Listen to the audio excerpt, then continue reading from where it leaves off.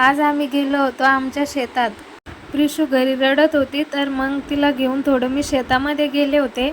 आमच्या घराच्या जवळ आहे आमचं शेत, जास्त काही लांब नाही आहे, म्हणून मी तिला घेऊन गेले होते थोडं बाहेर, तिला पण बरं वाटेल म्हणून। हा आमचा मोसंबीचा बगीचा आहे, आम्ही त्यात डांगर लावलेले आहे। खूप मोठे मोठे झाडं झाले होते, हे आम्हाला जायला रस्ता सापडत नव्हता। डांगराला छोटे छोटे डांगर पण आलेले आहेत, आता ते खूप मोठे होतात। पूर्ण बगीचा झाकला होता त्या वेलांनी, जायला रस्ता सापडत नव्हता आम्हाला। मग आम्ही थोडं समोर आलो, मग इकडं पेरूचं, अंजीरचं, चिकूचं सगळ्या प्रकारचे झाडं आहे आमच्या शेतामध्ये।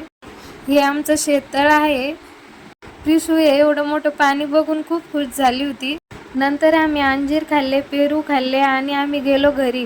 तुम्हाला जर व्हिडिओ आवडत असतील तर व्हिडिओला लाईक करा आणि चॅनलला सबस्क्राईब करा।